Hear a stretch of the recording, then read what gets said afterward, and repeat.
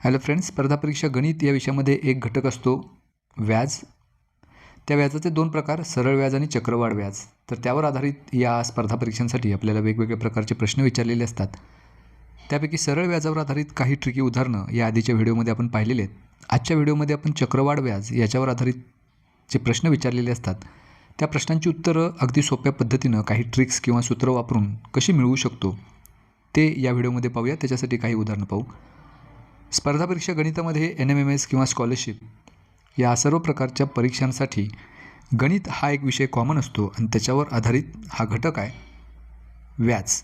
तर या व्हिडिओमध्ये आपण चक्रवाढ व्याजावर आधारित काही ट्रिकी प्रश्न पाहू आणि त्या प्रश्नांची उत्तरं अगदी सोप्या पद्धतीनं ट्रिक्स वापरून कशी सोडवायची तेही पाहू.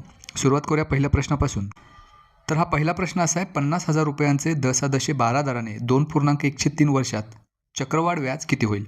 आता इथं चक्रवाढ व्याज विचारले, मुद्दल दिलेली आहे, दर दिलेला आहे, मुदत पण दिलेली आहे. फक्त इथं एक क्लॉज आहे की जी मुदत दिलेली आहे ती अपूर्णांकात दिलेली, म्हणजे 2.13 अशा पद्धतीचा जर प्रश्न असेल तर ही मुदत आपल्याला घ्यायची. याचा अर्थ आपल्या सूत्रामध्ये, चक्रवाढ व्याजाच्या सूत्रामध्ये एनची किंमत ही घातांक आहे. मग 2.13 हा घातांक कसा घ्यायचा, किंवा त्या कंसामध्ये जे काही सूत्र आहे किंवा जी काही किंमत आहे त्याचा 2.13 घात कसा घ्यायचा, तर हा प्रश्न आपल्यासमोर येऊ शकतो. तर त्याच्यासाठी एक सोपी पद्धत इथं आपण लक्षात ठेवू. त्यासाठी सरळ व्याजानं रास काढण्यासाठी सूत्र आहे P कंसात 1 अधिक R/100 हे आपलं बेसिक सूत्र आहे चक्रवाढ व्याजाचं, त्याचा n वा घात. आता याच्यात किमती जर ठेवल्या तर मुद्दल 50,000 आहे, ती 50,000 किंमत इथं ठेवूया. कंसात 1 अधिक व्याजाचा दर 12/100 आणि कंसाचा n वा घात आहे. तर इथं एक आपण लक्षात ठेवायचं की हे जे 2.13 आहे त्याची आपण फोड करायची, 2 बाजूला करायची आणि 1/3 बाजूला करायची. आणि इथं पहिल्या कंसामध्ये 1 अधिक 12/100 कंसाचा वर्ग करायचा गुणिले दुसऱ्या कंसामध्ये पुन्हा एकदा 1 अधिक 12/100 तो कंस आहे तसाच लिहायचा. आणि ही जी किंमत आहे 1/3 तर ती घात स्वरूपात न लिहिता हे जे 12 आहे त्याला 1/3 गुणायचं. तर ही एक पद्धत किंवा ट्रिक म्हणून आपण लक्षात ठेवू शकतो, जेणेकरून आपलं पुढचं कॅल्क्युलेशन जे आहे ते सोपं होतं. मग आता इथं 50,000 आहे तसंच घेऊया. कंसात 1 अधिक 12/100 हे जर सोडवलं तर 112/100 आपल्याला मिळेल. कंसाचा वर्ग गुणिले इथं 3 भाग जाईल, 3 गुणिले 3 चौक 12, मग 1 अधिक 4/100 आपल्याला मिळेल. म्हणजेच 50,000 हे आहे तसेच गुणिले 112/100चा वर्ग आहे, म्हणजेच तिथं आपल्याला असं लिहिता येईल 112/100 गुणिले 112/100 गुणिले 1 अधिक 4/100 म्हणजेच 104/100. आता हे सोडवलं तर आपल्याला उत्तर मिळेल. या 2 शून्याला छेदातले 2 शून्य निघून जातील, पुन्हा 2 शून्याला आणखी 2 शून्य निघून जातील. 5 जर 100ला भाग घालवलं तर 20चा भाग जाईल. पुन्हा 4 जर भाग घालवलं तर 4 दुणे 8, 2 उरतील, 4 × 24 आणि इथं 4 × 5 = 20. आणि आता हे पूर्ण कॅल्क्युलेशन केल्यानंतर आपल्याला काहीतरी किंमत मिळणार आहे, दशांश अपूर्णांकात किंमत मिळेल, तर ते आपलं उत्तर असणार आहे. हे उत्तर काढणं आपल्याला महत्त्वाचं नाही. आपलं मुख्य उद्देश होता की अशा पद्धतीचा जर प्रश्न असेल, म्हणजे मुदत जर अपूर्णांकात दिली असेल तर ते कसं सोडवायचं, तर या पद्धतीने आपण ते सोडवू शकतो. आता समजा इथं मुदत 2.13 दिलेली आहे. कदाचित एखाद्या प्रश्नात आपल्याला असं दिलं जाईल की मुदत 3.5 वर्ष आहे. मग 3.5 वर्ष म्हणजेच 3.5 आणि हेच आपण दशांश अपूर्णांकात किंवा पूर्णांकयुक्त अपूर्णांकात लिहायचं असेल तर 3.1/2 असं लिहू शकतो, कारण 3.5 म्हणजेच 7ची निमपट आणि 3.1/2 म्हणजेच 3.5 किंवा 3.5. मग ही जी मुदत आहे ती या फॉर्मॅटमध्ये एकदा लिहिली आपण की या फॉर्म्युल्यामध्ये पुन्हा एकदा 3 आणि 1/2 अशी फोड करून आपल्याला तिथं ते लिहिता येईल आणि त्या प्रश्नाचं उत्तर मिळवता येईल. तर हे एक उदाहरण झालं. पुढचा प्रश्न पाहू. ओके, हा पुढचा प्रश्न आहे. रमेशने 24,000 रुपये चक्रवाढ व्याजाने 3 वर्षासाठी कर्जाऊ घेतले. जर व्याजाचा दर पहिल्या वर्षी 5%, दुसऱ्या वर्षी 10%, तिसऱ्या वर्षी 20% याप्रमाणे बदलत असेल तर 3 वर्षानंतर चक्रवाढ व्याज किती द्यावे लागेल? मग आता इथं व्याजाचा दर दरवर्षी बदलतो आहे, पहिल्या वर्षी, दुसऱ्या वर्षी, तिसऱ्या वर्षी. म्हणजे एकच सूत्र जरी असलं चक्रवाढ व्याजानं होणारी रास काढण्यासाठी, जे A बरोबर P कंसात 1 अधिक R/100 कंसाचा n वा घात असं जरी सूत्र असलं तर इथं व्याजाचा दर जर फिक्स असेल तर हे एक सूत्र आपण वापरू शकतो. पण दरवर्षी व्याजाचा दर जर बदलत असेल तर इथं या सूत्रामध्ये थोडासा आपण बदल असा करायचा की P कंसात, किंवा आपण असं करूया ह्या सूत्रात किमती ठेवूया. म्हणजे पी याचाच अर्थ मुद्दल आहे 24,000 कंसात 1 अधिक पहिल्या वर्षासाठी व्याजाचा दर 5% आहे, त्यामुळे इथं 5/100 घेऊया. आणि हे पहिल्या वर्षासाठी आहे त्यामुळं कंसाचा पहिलाच घात जो लिहिला नाही तरीसुद्धा चालू शकतो, गुणिले आता दुसऱ्या वर्षासाठी दुसरा कंस ज्याच्यामध्ये व्याजाचा दर आर बदलणार आहे, तो बदलून होईल 10%, 10/100 होईल. आणि त्याच पद्धतीने तिसऱ्या वर्षासाठी तिसरा कंस ज्याच्यामध्ये व्याजाचा दर 20% असेल, म्हणजे 1 अधिक 20/100 म्हणजे 1 अधिक R/100चा तिसरा घात 3 वर्षांसाठी हे चक्रवाढ व्याज आपण काढतोय. तिथं त्याबद्दल तिसरा घात घेण्याऐवजी आपण प्रत्येक वर्षासाठी 3 वेगवेगळे कंस घेतले, ज्याच्यामध्ये प्रत्येक वर्षी जो व्याजाचा दर आहे तो बदलतोय. म्हणजे एका ठिकाणी 5, 10, 20 असा घेतला. आता हे सगळं कॅल्क्युलेट केल्यानंतर आपल्याला उत्तर मिळेल, म्हणजे रास किती आहे ते काढता येईल. मग आता इथं 24,000 हे आहे तसेच लिहू, गुणिले 1 अधिक 5/100 म्हणजेच 105/100 गुणिले 1 अधिक 10/100 म्हणजे 110/100 गुणिले 1 अधिक 20/100 म्हणजे 120/100. मग आता इथे या 2 शून्याला 2 शून्य निघून जातील, पुन्हा एका शून्याला हा शून्य निघून जाईल, या दुसऱ्या शून्याला शून्य निघून जाईल, आणखी शून्याला शून्य निघून जाईल. आता इथं 5 दुणे 10, 5 दुणे 10, 5 एके 5, पुन्हा 2 जर भाग हलवला तर इथं 12चा भाग जाईल.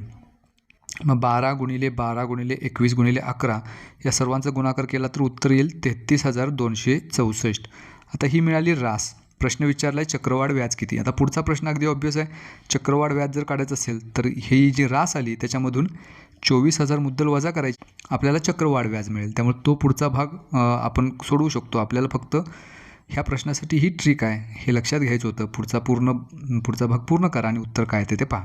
आपण पुढचा प्रश्न बघू. हा पुढचा प्रश्न आहे, एका मुद्दलाची चक्रवाढ व्याजाने 3 वर्षात 8 पट होते तर व्याजाचा दर किती. अशा पद्धतीचा जर प्रश्न असेल तर इथे एक सूत्र आहे.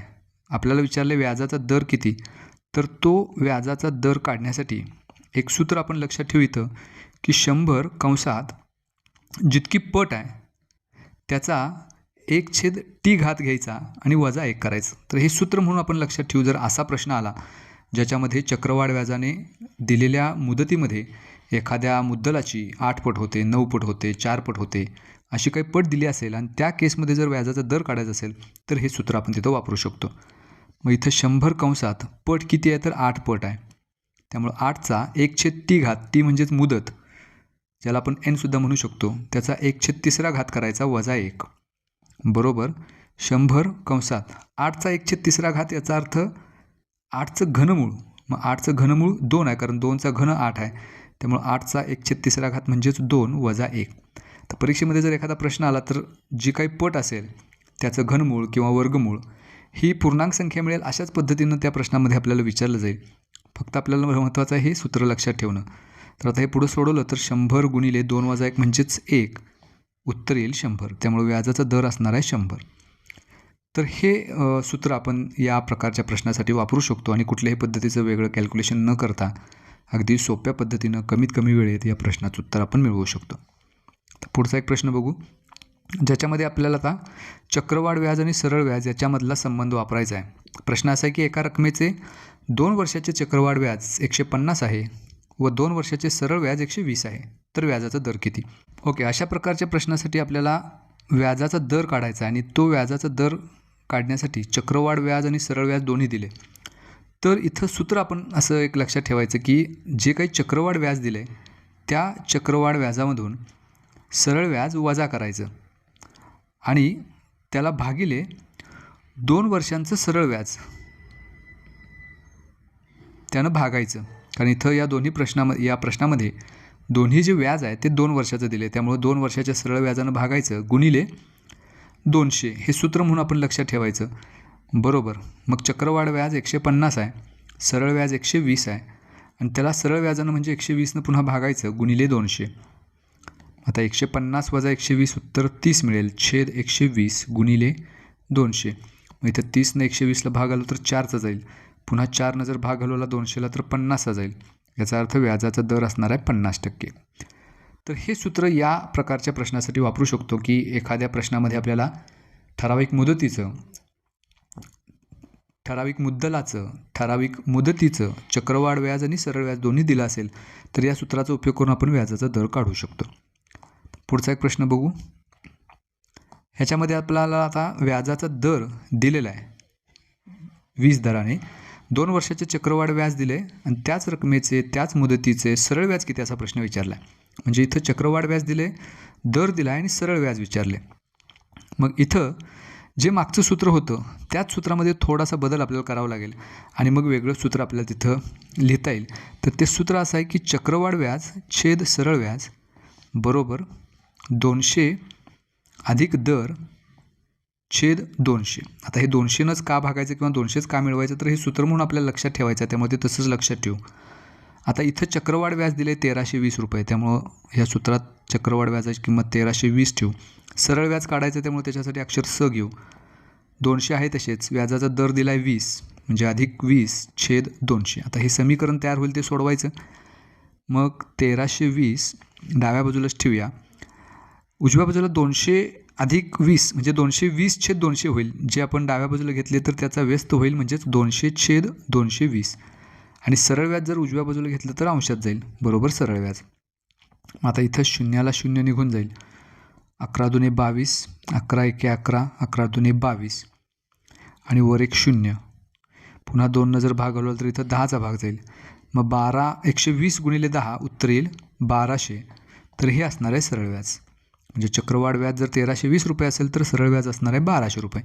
तर हे अगदी सोप्या पद्धतीनं इतर कुठल्याही पद्धतीचं कॅल्क्युलेशन न करता या पद्धतीनं आपण या प्रश्नाचं उत्तर मिळवू शकतो की चक्रवाढ व्याज जर दिला असेल तर त्यावरून सरळ व्याज काढण्यासाठी हे सूत्र आपल्याला वापरता येईल.